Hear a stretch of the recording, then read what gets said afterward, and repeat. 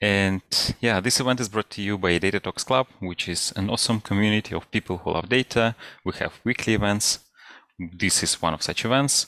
So if you want to find out more about the events we have, there's a link in the description. You can go there, click on this link, and you'll see all the events that we have in our pipeline. There's quite a few of them already. So go check it out. Then important, subscribe to our YouTube channel if you haven't yet for whatever reason, because this way you will stay up to date with all our events. And then finally, even more important than the subscribing is join our awesome Slack community. There is a link for that as well. And yeah, during today's conversation, you can during today's presentation, you can ask any question you want. There is a pinned link in live chat. Click on that link and ask your question. And Kate, is it okay if I interrupt you for asking questions, or you would prefer questions at the end? Maybe at the end, I think. At the end, okay. So then we will cover all the questions at the end of the presentation. So that's all from my side. And now the floor is yours. Please start. And yeah, thanks for joining us today. Yay. Okay, so let me quickly share my screen.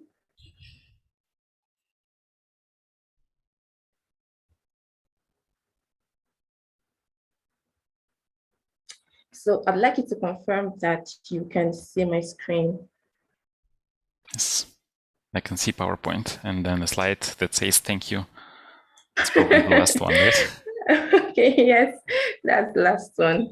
Yeah, so quickly, we're going to get started. So hi, everyone. You're welcome to Data Talks, and I'm really glad to be here. My name is Kate Ogochukwu, Nwankwo, and once again, I'm going to say Alexi.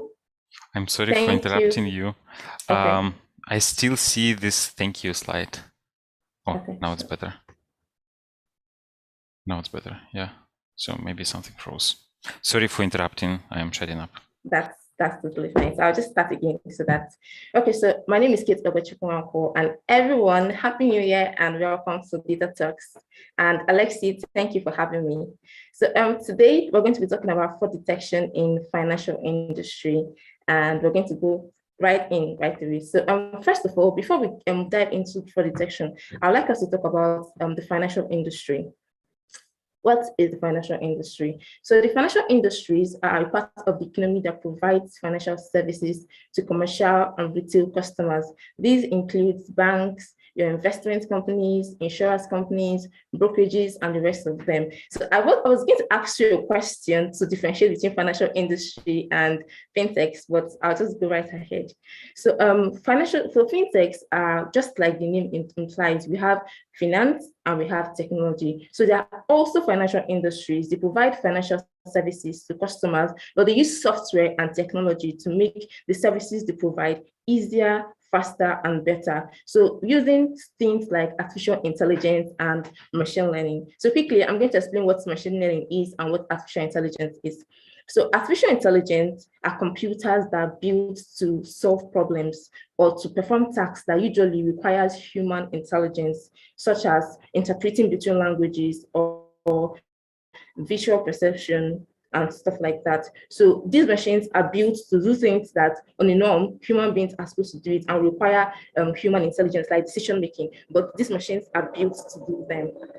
Okay, so then machine learning are machines that are built to make decisions by themselves. They're actually trained using data, and then they're built to make decisions by themselves when fed in new data. So quickly, we'll move on to the next. So one industry or sector of the economy that has really benefited from AI is the financial industry. Now, using AI, financial service providers have been able to provide their customers with fast, convenient, easy, safe access to their money and financial transactions, and it is getting better and better by the day. You can bear with me that years back, when we had to make maybe payment or something, you would have to go to the bank and you would spend hours in the bank trying to make a transaction. And then it could be really annoying because you have to stand in the queue before you get to their customer service and stuff like that. But today, people stay at the comfort of their home and literally just make transactions and pay for goods and services that they bought. So this is one way that AI has really helped industries to be able to do this. So let's move forward. So we're going to talk about the different uses of AI in the financial industry. So one, we have personalized banking. So this is actually one of my favorites because today, unlike before where you have to go to the bank, like I mentioned earlier, you have to go to the bank to interact with their customer service or to make complaints. Today, literally banks can, there's what it's called customer recommendation. So this is done using machine learning. So simply what happens is that using your past data, the bank is able, or your financial service provider is able to recommend to you services based on things you've liked in the past. Then we have your robo advice, where they're able to give you personalized advice, or even your AI chatbots that are able to give you personalized finance advice through using what AI. So these are some of the uses of AI in the industry. We have credit card decisions. So I'd like to point to you that for every transaction you make at home, your financial service provider have to assess the fraud risks and then to know if they will accept that or if they will decline it. So this is really interesting because people don't know this. This is just like from our end, we're literally just transferring money and paying for goods and services and all that. But actually, what happens is that they assess the risks of every credit card decision that is made before it is processed. And then we have quantitative trading. This literally relies on algorithmic trading, where computers automatically they perform trading based on predefined market trends. So once the market trends meet the predefined rules, they perform trading. Then we have anti-money laundering. We have to manage risks. We have lending and loan decisions. This is also one of my favorite because before, when you have to get loans in the bank, you literally have to go to the bank and lots of processes are done. But today, using machine learning, this literally takes split of seconds. Your loan credibility is checked, and they're able to know if you're accessible, if they can give you a loan, or even the amount of loan that you're worth. And then we have cybersecurity and fraud detection. So this is what we're going to be talking about today. So quickly, this is some of the uses of AI in the financial industry. We have under artificial intelligence, like I mentioned before, machine learning is a branch of artificial intelligence. So we have loan decisions, where using machine learning, it's able to detect if you're eligible for a loan. And then we have customer recommendation. Then we have fraud detection, and then we have cognitive computing, we have natural language processing. These are all ways that the financial industry have been able to use AI to provide easier, convenient, faster, and safer process and financial services to their customers. So let's move on. So quickly, we're going to talk about fraudulent activities. So just before I continue, I'd like to ask you a question, Alexi. So I hope you can hear me. I'd like to ask you a question. So when you think of fraudulent activities, what do you think? What comes to your mind? What is the first thing you think about? Well, somebody takes over an account and then transfers money to their account. Yeah. Or yeah, maybe that. Okay, Or yes, somebody tries to get money from me somehow by maybe replacing, let's say I want to buy something, but instead of using a correct link, I click on a malicious link. And then instead of getting the whatever I wanted to get, I will not get anything. Yes, that's absolutely correct. So initially, when I think of fraudulent activities, what comes to my mind is someone wearing a hoodie, doing some kind of internet manipulation and trying to steal money. So yes, fraud simply is illegitimate activities that aimed at financial gain, aimed at getting money illegitimately through it. So aims at blocking these suspicious financial activities to prevent fraud. It is simply defined as a process that detects scam, very important, it detects and it prevents fraudsters from obtaining money through false means. Now, many thanks to AI, through the use of machine learning, fraud detection and mitigation is made easy.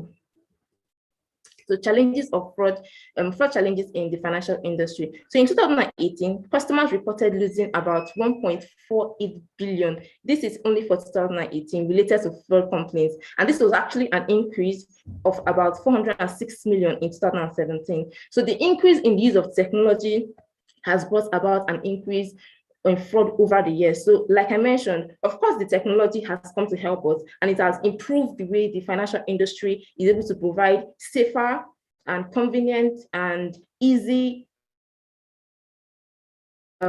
access to our money and transactions. But in the same light, it has also increased the way that these fraudsters think and they manipulate the internet. So internet fraudsters are getting wiser on different ways to steal online. AI in finance has transformed the way we interact with money. Just like I said, you can stay at the comfort of your home and literally do anything, transfer and pay for goods and services and stuff. Same way it has transformed the ways internet fraud is conducted. Today, fraud can be done in the following ways, usually as a result of data breaches. So simply, I'd like to point out something that most fraud that occurs, once someone defrauds you, or most fraud that occur, usually as a result of data breach. So once your data, your very secure data is let loose in the open, then fraudsters can use it to defraud you. And one of the ways that fraud occur in the financial industry today include email phishing. So simply, email phishing is you get email and you think it's legitimate, but no, it's not, because the aim of the mail is actually to trick you to think that is legitimate, and then you release your private data, and then your private data is used to defraud you. And then we have credit card fraud, where probably you lose your card, it gets in the wrong hand, or perhaps the digits are stolen, and then it's used to defraud you. So we're going to talk about it later on because it's what we're going to be talking about. Then we have identity fraud. And then we have document forgery, and we have false accounts. So these are so many ways that fraud is carried out today. And for false accounts, I realized that there is no actual way of holding on or making sure that people that register for accounts these days, because you know that of course in the past, when people register for accounts, they have to spend lots of time trying to bring in their personal data, their ID cards and stuff. But today you could literally just create an account using your phone today. So that is why we have so many false accounts, and these are also some of the ways that fraud is being carried out. So these are some of the personal data that can be stolen from you, like your driving license, your credit card ID, your home address, your name, and stuff like that. So this data is something that is supposed to be very, very private to you, to prevent fraud, to prevent data breaches. So now let's talk about fraud detection goals for financial companies. So I would like to point to us simply that there are two major reasons why financial industries engage in fraud detection. One is to predict if a transaction is fraudulent or if it is not fraudulent. Now, I'd like you to know that predicting credit card transactions is usually a binary classification where we have 0 and 1. You have 0 to be fraudulent and you have 1 to be not fraudulent. So it's usually a binary classification. And then secondly, to minimize false positives and to also minimize false negatives. Where false positives, where you have a non-fraudulent transaction that is being labeled as fraud. Of course, you know that this is going to be risk for the customer, because most transactions that occur, let's say we have 100 transactions, about 90% of these transactions, or even 95% of these transactions, are actually by legitimate people like you and I, going on our daily business somewhere, trying to pay for a good or a service. So whenever that transaction is blocked, it's going to be an inconvenience on our own part. And you remember that one of the reasons why how AI has really helped financial industries to be able to provide convenient services. So imagine it's going to be inconvenience on my part because I'm a legitimate person and I'm just trying to use my credit card to buy something. And then we have the false negatives, where a fraudulent activity is labeled as non-fraudulent. This is actually very risky for the financial service provider, because at this time, it's going to be very risky trying to mitigate the risks it's going to cost you for predicting a fraudulent activity as not fraudulent. Okay, so let's continue. So for years now, artificial intelligence has gotten smarter and smarter. Now, every time your card is used, your details and transaction details are stored by your credit card provider. Usually, it's something that banks they've learned over time that is really important to store data. So the more data they store, the more accuracy, the more they're able to get information that they can be able to use to predict in the future. So this helps them to predict your next activity and payment even before it is made. Using your past data, machine learning learns patterns and activities and your typical purchase lifestyle. With this in mind, a suspicious activity with your card can be spotted anytime. Fraud risk is assessed for every transaction that is made before it is accepted or declined. I think I said something about this earlier when I said that for every credit card transaction that goes through, your financial provider would have to, first of all, assess the fraud risk, because if it is fraudulent and they accept it, it's going to be risks on their own end. So they will have to accept the fraud risks first, and then after assessing, then they can now accept it or decline this. So one thing machine learning is very good at is learning patterns, and that is why it has been helpful over the years. This helps it to distinguish between normal and abnormalities. So let's move forward. So finally, we're going to talk about credit card fraud detection process using machine learning. So specifically, I want us to talk about credit card fraud detection. So first of all, the first thing that happens for when you want to train your algorithm is that you get data. Now, for different companies have different ways they access their data. For some companies, they go to marketplaces like DataTerra. And for some companies, they already have a stored data in their database where they get their data from. And then for some companies,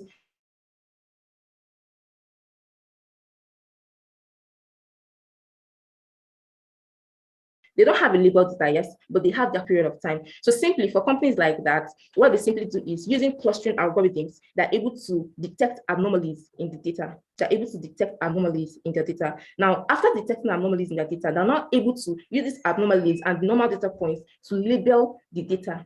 Because one characteristic of supervised machine learning, like you know, is that you must use labeled data. Your model must learn from labeled data. So after you get your data, then you feed it to your algorithm. This is the training process where your data learns patterns and trends. Your data is able to learn from the data you fed to it. Now, after you built your model and your data has been able to learn, then it's now able to make a decision. Now, this decision is usually called prediction. And like I said earlier, for credit card fraud detection is a binary classification where you have 0 or 1. You have fraud or not fraud. So once a prediction is made, it's either going to tell you if it is fraudulent or if it is not fraudulent. And if it is fraudulent, your bank will say, oh, it's fraudulent, it will be declined. And that is why sometimes you get an alert that you have a suspicious activity. You should confirm if you're the one. I don't know if you've gotten anything like that before. Yeah, so probably if you were the one, then you can tell them that, oh, it is actually me. But then if you're not the one, then you're able to tell them that, oh, it wasn't me. And then you have to change your password and stuff like that. So usually the prediction is a binary classification, either 0 or 1, fraudulent or not fraudulent. So whenever new data is fed to your model, then your model is able to predict, make a decision based on what it has learned. This is machine learning. So then it's able to make a prediction. Then, like I said earlier, one of the reasons that companies go into fraud detection is to reduce false positives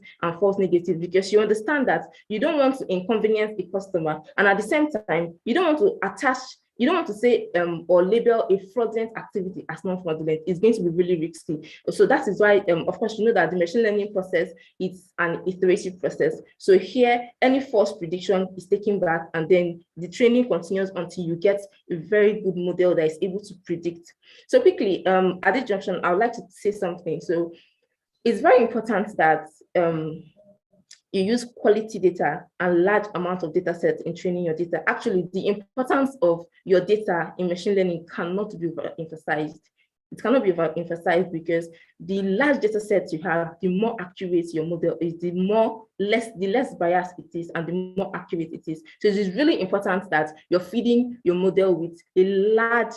When I mean large, I don't mean in millions. Sometimes they can be in terabytes and rest of them. So you feed your model with large data sets so that it's able to learn very well, and then it's able to predict for you. So quickly, I'm going to say final notes. So quickly, I'd like to talk about DataTerra, because we are a marketplace and we provide data services. So like I mentioned, most fraudulent activities occur because of data breaches, and that is why we're using blockchain technology to be able to make sure that the privacy of our data owner is preserved.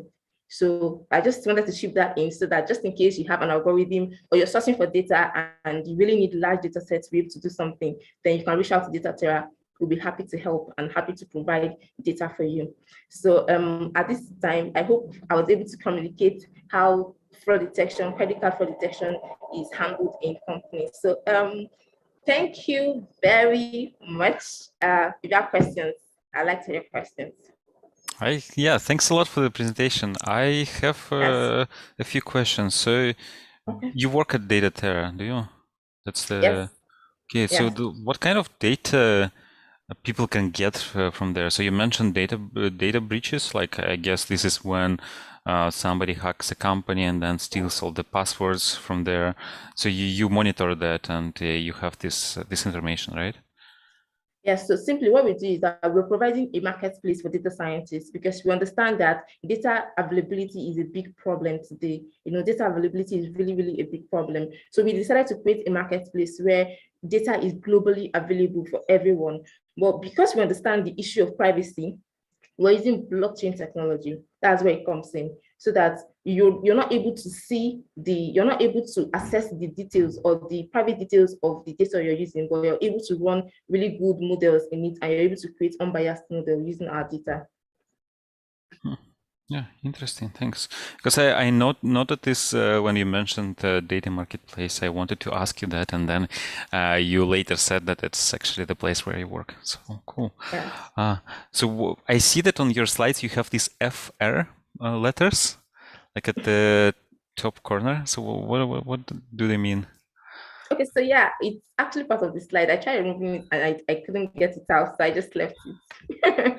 Okay. So it doesn't mean like Yes, so there is no no. hidden message. No, not at all. Okay. Okay. I was curious, maybe yeah, maybe it's some company or something like this. Okay. Not at all. Mhm. Can you maybe tell us a few words about these unsupervised machine learning algorithms that are used for detecting anomalies? Do you know what kind of methods are used there? Okay, so different companies have different methods they use. It all depends on the company. But like I mentioned, for some companies, they literally already have this label data in their database. Mhm. But for some companies that don't have this label data, they simply use classification algorithms like any of the methods you can use, and then they use to detect anomalies and then label their data. Yeah, because I imagine I'm thinking about situations when my transactions were blocked.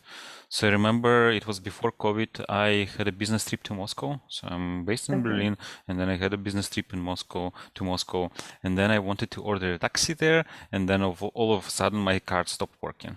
Oh, So I wow. think, yeah, it was a quite inconvenient situation for me because I couldn't order a taxi. But I think what happened there is, so probably the algorithm treated this as anomaly. So usually my Yes, and buying then the behavior, time. yeah. Yeah, so during the process of studying, I realized that so companies also know where your current location is. Yeah, in the past, actually, they tell customers that when you want to travel to somewhere, you should inform them so that perhaps you stay in Abuja, for instance, and currently there's a transaction that is using your credit card and it's going to be made in New York, so that they will know, oh, actually, she said she's traveling. But then over time, they stopped asking those questions. So perhaps this is one of the things that happened. They realized that, okay, you're supposed to be in Germany, so how come you're in Moscow? Yeah, exactly. Can you hear me? Yeah, Yeah. yeah. So the connection broke, but yeah, I think I heard Oh, most of what you said. Yeah, because but indeed, so you said you want to minimize false positives, and this creates these kind of situations when you're somewhere in a foreign country. So I'm lucky because I am Russian, so for me, I could speak the language there. But what if oh. I was in a country where I couldn't speak the language, right? And people around me wouldn't able to speak English. Like, well, what do I do if my credit card is blocked, right? Okay, so So so yeah, this is something that the financial industry, like I said, this is something they yeah. would have to handle because in the case of non-fraudulent activities that are labeled as fraud, it's going to be inconvenience for me, the customer. It's going to be really inconvenient. And of course, you know that one of the uses or one of the reasons why they're using AI is to provide really convenient services to me.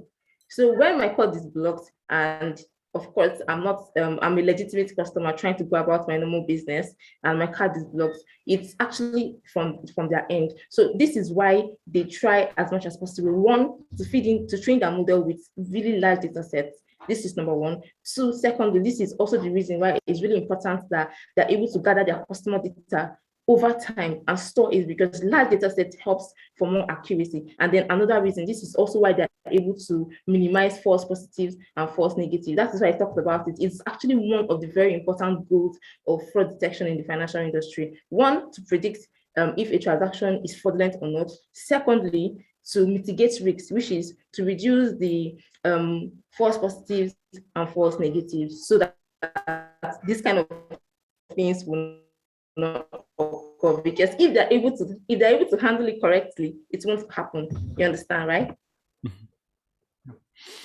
Okay, so now I want to share my screen because there are quite a few questions, and I think it will be easier for you if I just okay. Share my screen. Can you stop sharing yours, please? Okay, yeah, sure. Okay, so now you should see it. Yeah, so as you see, we have quite a few questions. So let's start with the first one. So Radu is asking, how often do false negatives for not fraud happen, and how would you minimize that using machine learning? Okay, sorry, please can you take the question again? Let me minimize this. Okay. Yeah. Okay, so the question, how often do false negatives?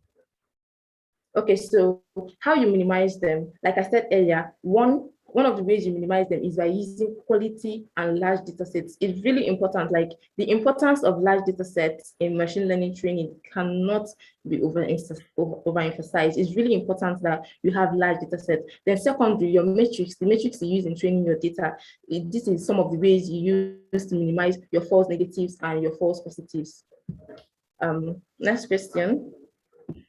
Yeah. Let me see. So that's the best way, right? I guess you can also do some feature engineering and then do some debugging, right? Yes, sure, definitely. Yeah. So then another question, the next question is, you spoke about different types of fraud. Which kind of fraud are better? I guess here it means easier to predict, and which kind of fraud are harder to predict, and why? I'm not very sure which kind of fraud is harder to predict or easier to predict, because like I said, different kinds of fraud have different prediction methods. And I talked about credit card fraud detection. And for credit card fraud detection, I can't say it's difficult to predict, because once you have data, like I explained earlier, what artificial intelligence does is that it helps you to be able to perform what a human being can be able to do, something that can be able to detect with human intelligence, like decision making. So now your machine learning algorithm, when trained well with quality data, it's able to predict any kind of fraud, whether it's email phishing, because I know that even email phishing use machine learning to predict email phishing, and then your credit card transactions too. So there is no particular one that is harder. It's just really important that you have quality data. Okay, so data is the king, right? So yes, we need to have data, and once we have data, we're good. So what is the DataTerra website? Is it actually spelled with one R or with two at the end? Yeah, it's correct. So It's I'll just one. send it in. Yeah, I'll send it in. So that's not the problem. DataTerra.io, this one? Nope. No, not It this ends one. with SE. SE. It ends with SE. So let me just check the Yes. Did you send it in chat? Maybe can you send it? Yeah, let me just quickly send it to chat. So yeah, I'm giving like free advertisement to this DataTerra. So this DataTerra is wrong one.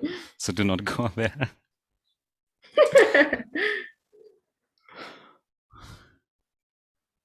So I guess it's a popular name.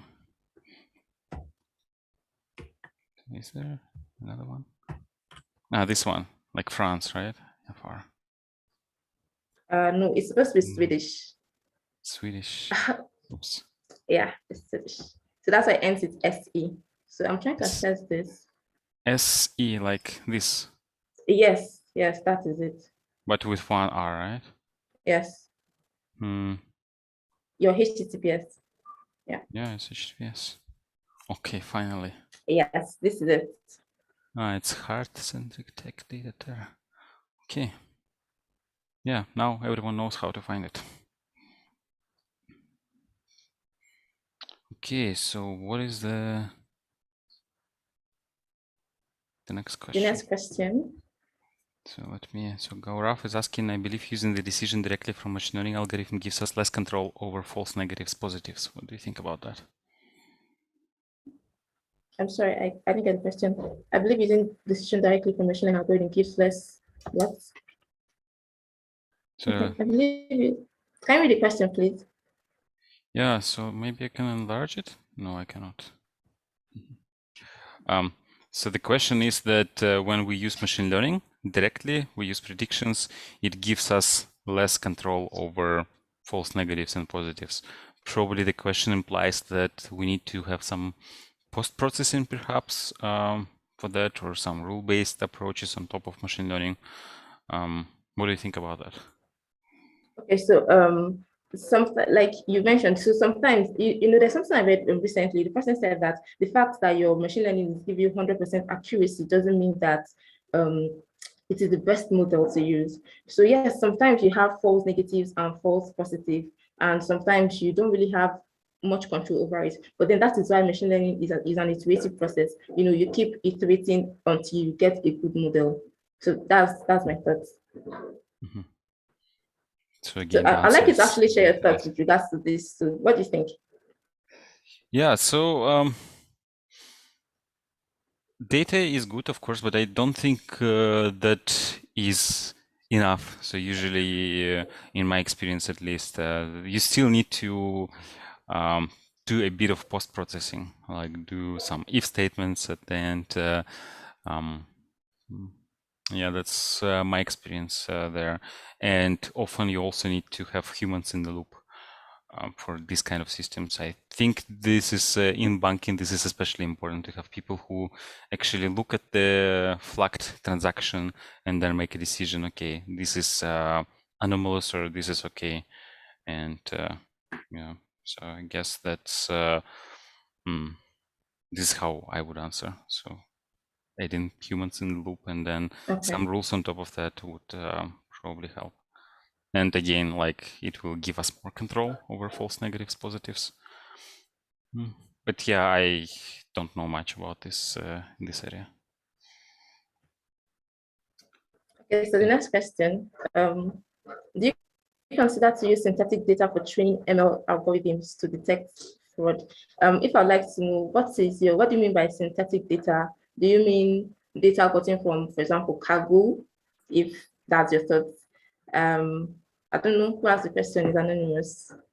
Yeah, so the way I would interpret this is, let's say you have some activity, some logs, right? So from all the customers, this credit card activity. What if you generate this kind of activity by, I don't know, writing some sort of generator process? I don't know, putting people, let's say in Berlin, and then having them travel to Moscow, but virtually, like just, I don't know, in your Jupyter notebook or something like that. Okay, so you're saying that when you mean synthetic data, I don't think I really got what you said. Like, do you consider to use synthetic data? Synthetic data as in, can you explain further? I would like to get the question properly. Yeah, so yeah, maybe we will have some comment in the live chat, so please put it there. Yes, please, so that I understand the And meaning of synthetic yeah, data.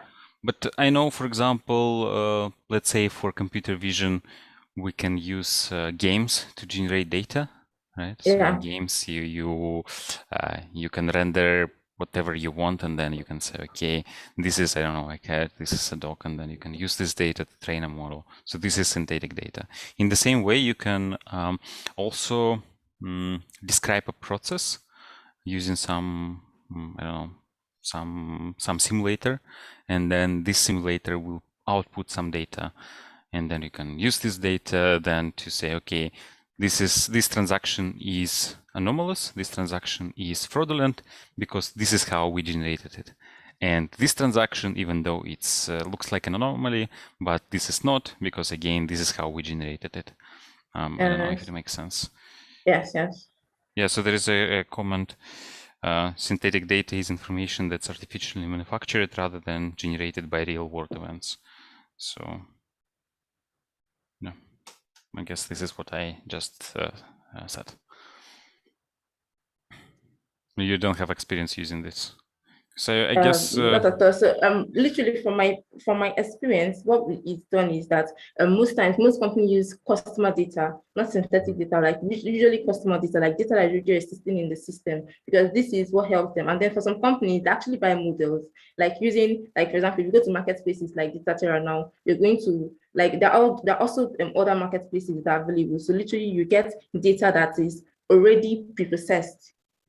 You get data that's already preprocessed. So it really helps you with your model building such that you don't have to go through the process of preprocessing your data or having to label your data if it's not already labeled. So that's what it basically does. Mm-hmm. And yeah, I think usually use synthetic data for things where it's very hard to find data. And probably fraud, unfortunately, is not one of these cases because we have, you said, like, was it last year that 1.4 billion was it dollars lost because of this? So unfortunately, we have enough data, right, with fraud. So we don't need to use synthetic data. Hopefully one day we will need to generate synthetic data for that because we will eradicate fraud. Yes, definitely. Okay, so the next question. So how do you get the data you put on the data marketplace? Do you have partners you work with?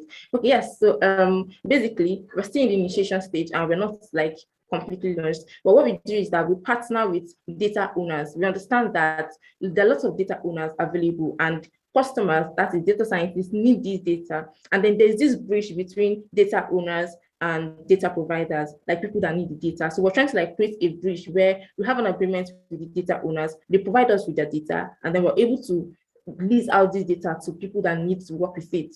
But then using blockchain technology so that we can be able to protect the privacy, which is really important to us, protecting the privacy of our data owners. So that's what we do. Okay, yeah, thank you. So this one, Gaurav is asking another question. Well, maybe you can read it. It's better. Okay, so the next question says, what are the metrics you use in production for validating your model? Okay, yeah, so very importantly, I don't know if I mentioned it, but I think I mentioned it over the course of explaining. So first of all, most transactions that happen, about 95% of transactions that happen are actually legitimate transactions. So you have an imbalanced data set.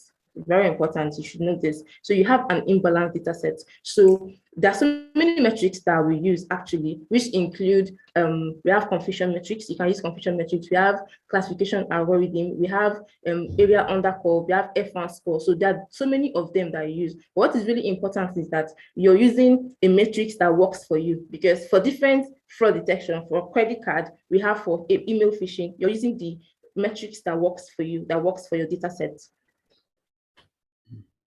Yeah, and I guess here important thing is somehow quantify the inconvenience you cause for falsely identifying something as fraudulent versus the amount of money you would lose if you don't classify something as fraudulent. Yes, so that is why you can't tie your metrics to one particular metric, because it depends on the company and it depends on the fraud you're trying to mitigate, you know. So please, next question. Okay, yes, let me mark it as answered. So a question from Raj: how do you assess the correctness of predicted algorithm in a practical sense? And how often do you retrain the model? Okay, so I'll start with how you assess the correctness of your predicted algorithm in a practical sense. Okay, so now let's use what happened to Alexei as an example. So Alexei went to, so he was in Russia and he was trying to use the Uber, and his credit card transaction was declined. And obviously, he's a legitimate customer trying to go about his normal business. So that proves that that particular prediction is wrong. That particular prediction is wrong. And if you saw my process, there's a place where false predictions are taken back to retrain the model. So you train the model as often as you can, so that you can use to get good models that can give you good accuracy. And yeah, in that situation, I reached out to support saying, hey, I'm actually, that's me in Moscow. And then they asked me to do some kind of verification. So indeed, I think what happened after that they marked this as a false positive, and then they probably fed it into another iteration of the model. Yes, because exactly. next time I was in Moscow, I didn't have these problems. But maybe there is some rule that is doing, okay, this person seems to be traveling to Russia sometimes, so let's allow them to use the card there. So I don't know. Okay, and we covered the second part about retraining, right? So the Yes, answer yes, is as often as possible, right? Yes, as often as possible. So how about probability calibration? Do you? No. So why do we actually need probability calibration? I think because some of the models like XGBoost, they don't output probability, they just output some score, right? Yeah. And we want to turn this score into real probability. And maybe this question is also an important one, because let's say when you train a new model, maybe the probabilities that this model outputs will be slightly different from the previous model, right? And if you use like a certain threshold for making your decisions, what if the output of the model changes? Did you ever have to? Okay, so for one of the works I've done, I didn't do that. Reason being that I believe so much in having enough data and then having to calibrate. I feel like calibration would not really be important because this has to do with customer detail. You know, when it comes to customer detail, not like you're predicting something else. When it comes to customer detail, this is something that is already there, static. This is what it is. So that is why I don't use it.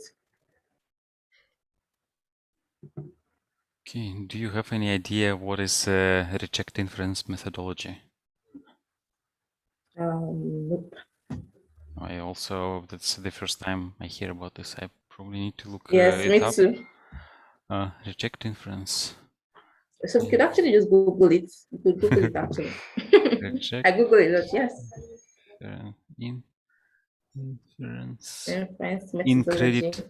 Yeah, that's actually like for improving the quality of credit score. Data from rejected loan applications. But that's not something you used, right? Yes, no. Maybe I should invite somebody who can talk about that in some other webinars. Yeah. Okay. The last question. That's actually we have two more. Oh. So should I read it out loud? Oh, yes, okay, yes, please. Depending on over/under predicting fraud transactions, costs arise on the clients and on the bank side. Are these costs a part of the algorithm design? Yes, actually. So it's very, like I said before, so one of the reasons why this financial industry is actually going through the process of fraud detection is because of the risks involved. So they're trying to mitigate the risk because most of the time the risk actually falls back to them. You get the risk fall back to them because when a customer is complaining, you don't want to lose a customer. So because you don't want to lose the customer, you also want to make sure that you're predicting right. So yes. Yeah, I guess the way it happens practically, I might be wrong. Maybe someone knows better. But I think I would go with something like F measure, because in F metric we can balance precision and recall depending on what is more important.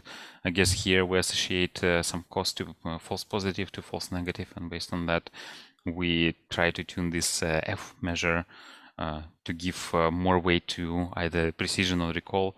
And then once you have that, you probably tune your model, find the best threshold. And that's part of the design, right? Yes, definitely. But I must admit, I'm completely incompetent. I'm just guessing. It's fine. Yeah. So the last question. Hi, how do we model for secular transactions and syndicated frauds? How do we model for secular transactions? Secular transactions, as in, can you explain what that means? Yeah, maybe when there are like so-called fraud rings, is when there are multiple accounts that are controlled by one person or a group of people, and then maybe they start moving money from one account to another to appear normal. Okay. I'm speculating. I don't have context, but okay. This is what I would. So that is why machine learning is really important, because based on past data, I actually planned to show us a little data set, but I was actually scared because of data privacy. I couldn't bring that up. Yes, it's really important. So I was going to show us a data set. So these data sets, they have patterns. When it comes to fraud, like machine learning, usually they have patterns. These fraudsters, most of them, of course, they have actually improved in the way they perform this fraud or in the way they create accounts so that they will not be caught. But there are usually patterns that can be found in their data. So even when they're trying to move their account, they're trying to change to another account or something, or they're trying to change their identity so that you would not know that the one, it can still be predicted because of the patterns that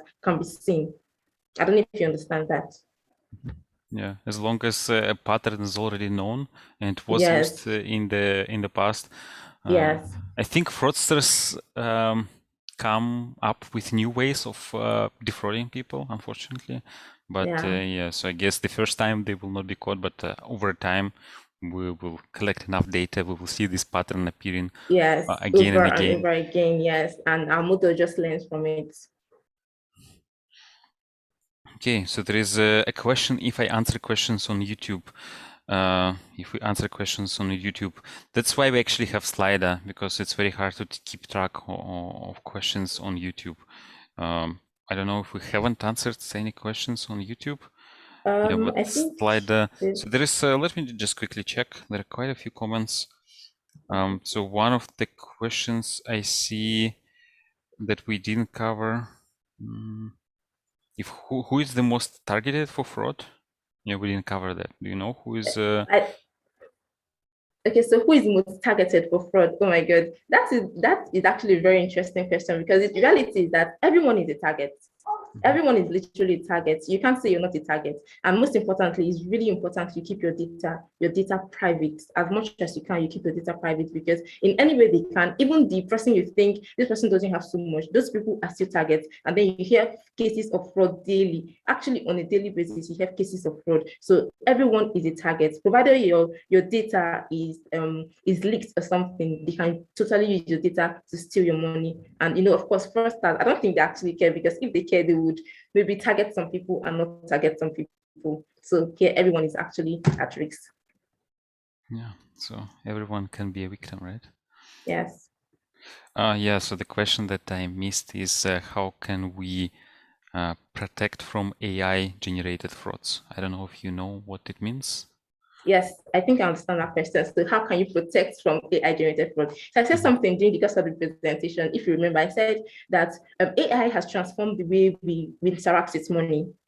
Yeah, it has totally transformed the way we interact with money, because on a daily basis, we can do so many things at the comfort of our homes. And then you're asking how we can prevent AI-generated frauds. Now, this same AI that is helping banks to be able to predict fraud is also helping fraudsters to be able to hack into your account and get your money. Do you understand? So literally, what is really important is that you're able to keep your data safe. Like, I cannot overemphasize that. It's really, really important that you keep your data, your personal data safe, so that you don't go clicking different accounts that you don't know what they contain. They could literally steal your data from there.